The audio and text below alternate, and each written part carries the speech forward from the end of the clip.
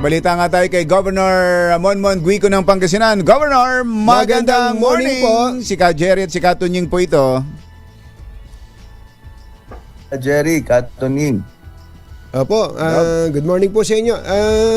Nakakarating na po ba sa pamilya? Nakausap niyo na yung pamilya nitong si Mary Ann? Noong nabalitaan po kahapon ay inatasan po namin ang Provincial Employment Services Officer namin na makipag-ugnayan sa pamilya. Taga-basista po kasi sila. Basista. Si Mary Ann de Vera. Oo. Para kung may mga katanungan po ang DMW at saka OWA ay makipag-ugnay lamang sa amin pong probinsya. Ang tindi ng pangyayari, kahit na nasa ganung sitwasyon, nakakatakot, bombahan, pero ang inuna niya, yung kanyang inaalagaan, Gov, yung kanyang pinaglilingkuran.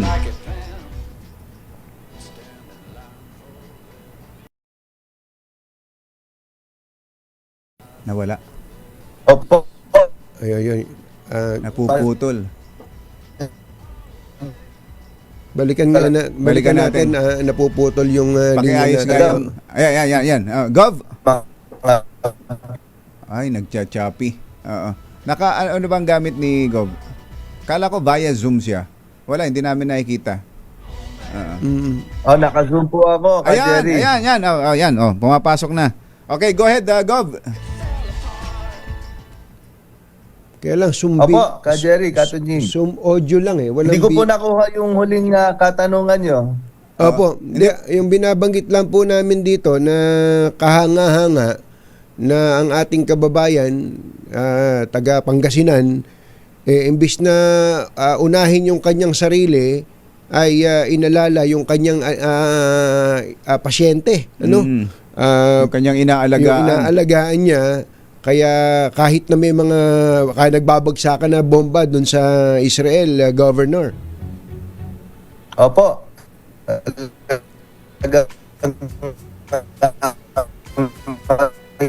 Ay, nako. Ayusin natin.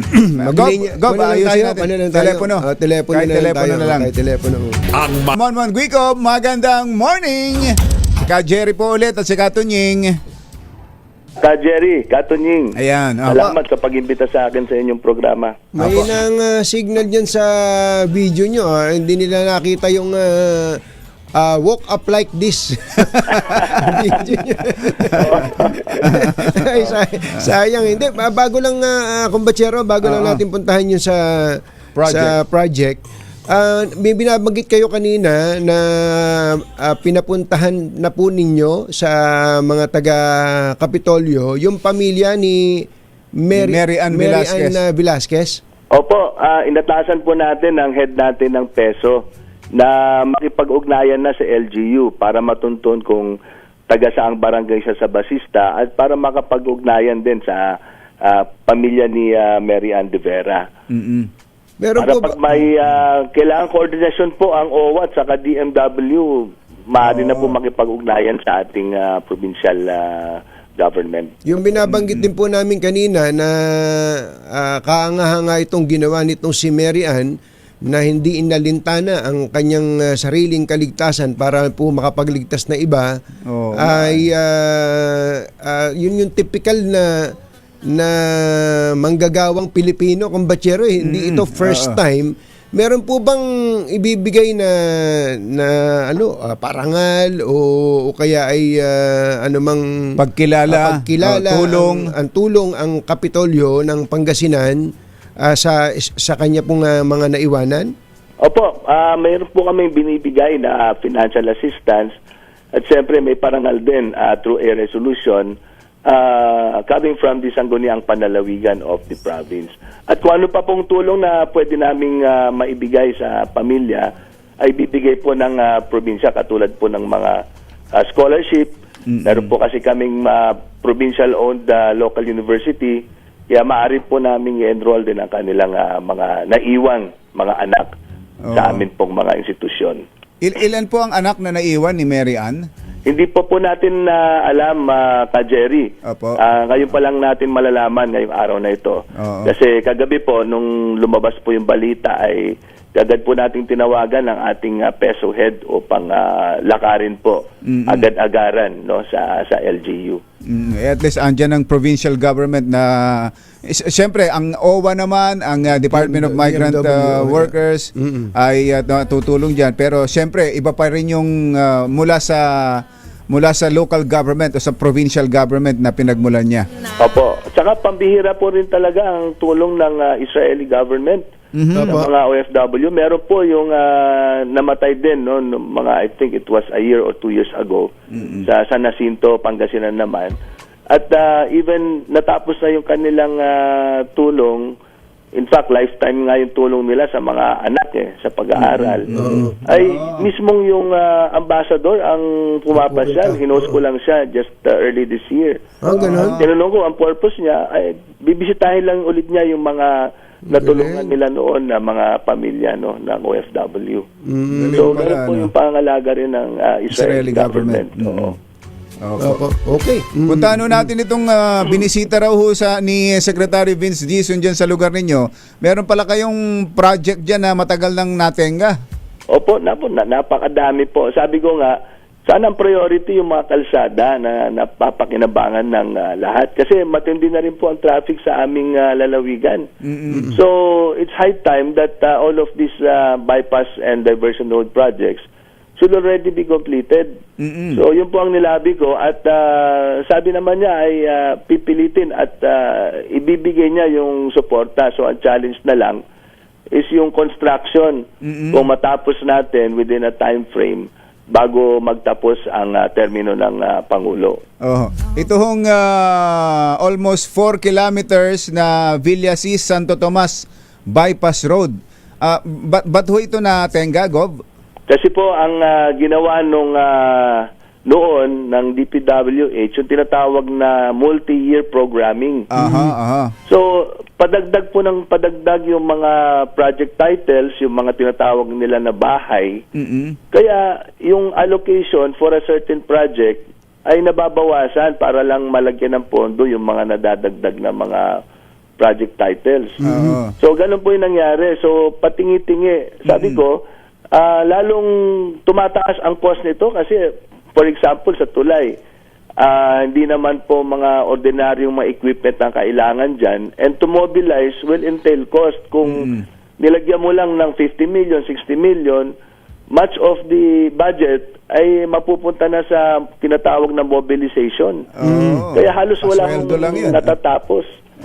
So, kaya sabi ko, sana yung one-time programming na lang at wag na yung multi-year kasi hindi po napapakinabangan ng ating mamamayan yung pautay-utay na pagpupondo at ito nga nangyari na ito, taon na nga, hindi pa ho napapakinabangan yung lalong lalaki ang cost, lalong lalaki ang gastos. Tapos masisira na yung parting nagawa.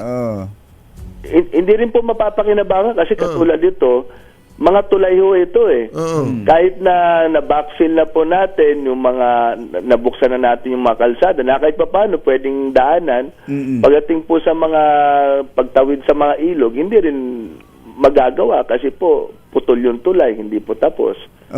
Mas mahaba ho. Sa mga bridges, sana tapusin na po nila. Mas mahaba pala yung Bilanonan Lawak, Villasis na almost 10 kilometers. Opo. At saka hindi lang po yun yung ating nilalabi. That is the north-south alignment. No? Parallel po yan sa MacArthur Highway or sa Manila North Road.